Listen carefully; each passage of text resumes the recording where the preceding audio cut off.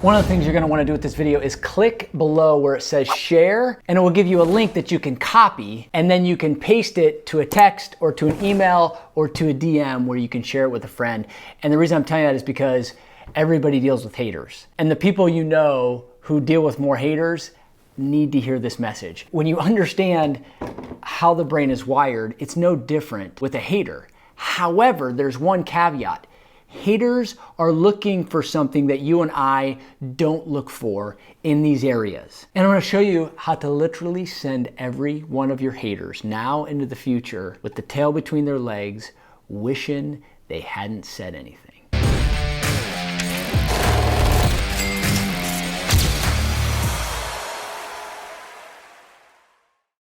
I'm Dr. Dan. I have had a lot of education in my life.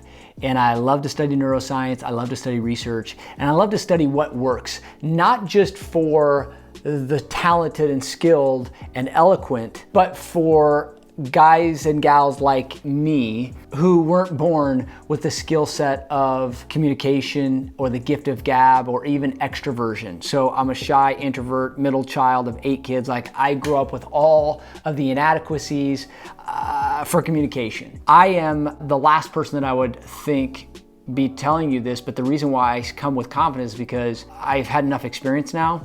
And then I have studied the brain. People have asked me on podcasts before, what's your biggest surprise when it came to business that if you would have known you could have addressed? And I said, my biggest shocker of what business was gonna take that I would have never guessed was the amount of rejection that I was gonna have to go through. In fact, I probably would never have gotten started being a business owner or entrepreneur if I knew the amount of rejection it was gonna take, the amount of risk, the amount of challenge, the amount of heartache and stress. And so nothing speaks to us more than the haters that come out. They hate us because they ain't us. And if you stand for anything, even if you're not a business owner, if you stand for something and you're willing to put your voice out there, you're gonna get hate. And so I wanna teach you how to actually address that hate. Not only that, how to flip the script. Now, I will admit, I have had my fair share of days wrecked. So I'm not telling you this because it's never affected me or because I'm immune to it. It still gets me. I've had my focus, my confidence, and my attention all robbed by a hater. I mean, there have been days, my wife knows this, that would go by because a hater came out of the woodwork telling me how wrong I am or how bad I am. And so I used to let it eat me up. And still to this day, I'll admit, I still let some of this eat me up a little bit.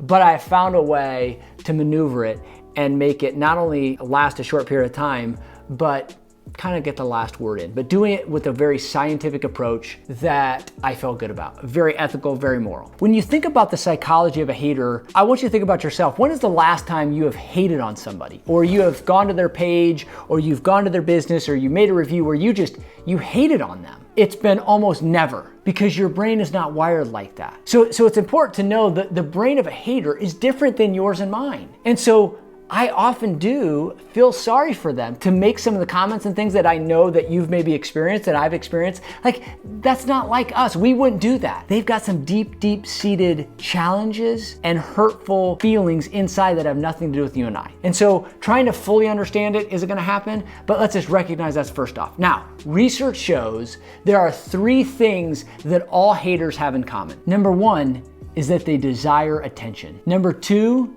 is that they want resistance. And number 3, they're just looking for significance. You probably align or relate with that. We all want significance. If you look at Maslow's hierarchy of needs, we all have a need to be significant. Where they're looking to get it from is what's different than you and I. So knowing they want attention, they want resistance, and they want significance, it allows me to approach it in a different manner. Here's the deal. Have you ever played a game with somebody or been in a competitive match of some sort? Nope.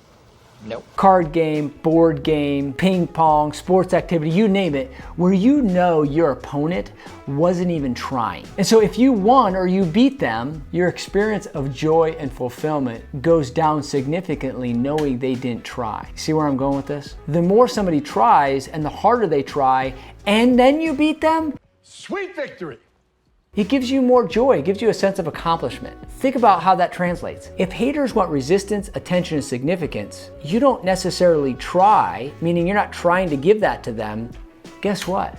their interest in you goes down. This is not easy to do, and I'm not suggesting it's the simple thing that you'll ever attempt to do, but here's what has gotten me the most success when dealing with haters. The first thing I do is I show them kindness. The second thing I do is I come in agreement with them. And the third thing I do is I thank them for making that comment. And even when I say this, I know it's not always easy. The more impact it has on you, the more you're giving it credence. You're giving it as if it's true, as if they have a point. I know most likely they don't have a point and they just have an axe to grind, which I'm okay with, but I'm gonna do this. I'm gonna say, thank you so much for bringing that to my attention. That's great feedback. Actually, I was thinking the same thing. I probably do need to change that. Like for instance, you know, like this shirt, somebody's gonna get on this video at some point. Hey, I don't like a shirt. It's weird. It looks camouflage. All these colors on. It's got words. What is that? A golf shirt? Or what? A tennis shirt? You know what? I was thinking the same thing. My wife didn't like this either, and she said I probably shouldn't wear it. That's good feedback. On my next video,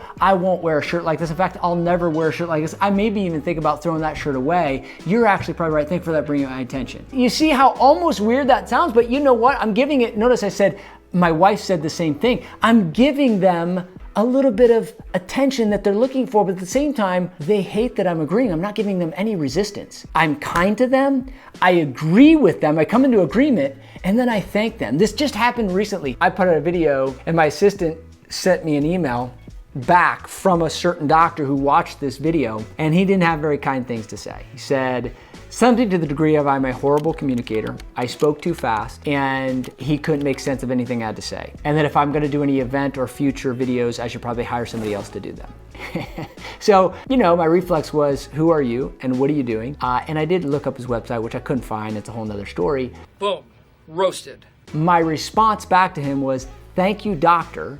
I appreciate your feedback. I have been told in the past that I speak very fast, and I'm gonna take that into consideration to change that moving forward. I am grateful that you took the time to help me understand better how I can be a better communicator. I will work on it. I wish you the best moving forward. If there's anything I can do for you, let me know. And so I know chances are, like, I don't know if I'm ever gonna speak to this guy or he's ever gonna see another piece of content from me ever in the history of this physical plane. But here's what I'll say. I know that real, true haters, you know what they hate even more? Is when they don't get any resistance. They don't get the attention they're looking to get, and they don't get the significance in the resistance and the winning that they got. Like, I'm giving him, like, I'm not even playing, we're not participating, I'm not even resisting at all. Again, it's like the person you're playing a competition with and they don't even try. And that's the feeling. It doesn't feel good. So I know for some of you, it's like, you know, are you trying to win? Maybe I'm trying to win. And you know what? It may be my own ego and pride that I'm trying to win.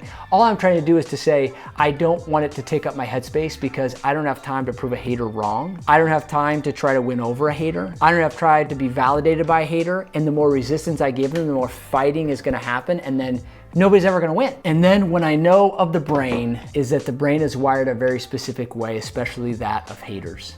And if you don't give them any resistance, you don't give them the attention they were looking for, and you don't give them the significance of winning, they're out. And so now they remember you as somebody who agreed with them, gave them feedback, but we're thankful and grateful. That doesn't sit well with them, even though they wouldn't admit it to anybody else. I know that doesn't sit well with them. And so this is, to me, how not only you win, but it's also how you do it ethically and morally. And I am saying, hey, some of the feedback probably I could take. Now, I need it from a credible source, which I don't know that you're the one, but I'm gonna allow you to have that and take that and win that in your world, knowing that what you were really looking for is something I'm not gonna give you. And also I'm not gonna spend any more time on it, and I'm gonna shut it down right there, because the worst thing that could happen is the amount of time that it took for you to try to win over their validation or acceptance when that was never gonna happen anyway. So hope this helped. Again, the neuroscience to the rescue again, how to win over every hater using the power of the brain. If you like this, I told you at the beginning, I would love if you would send this on to somebody. Kindness, agreements, and thankfulness, that will win over every hater, or at least it'll get them to zip it. We'll see you in the next one. Dr. Dan, I'm out.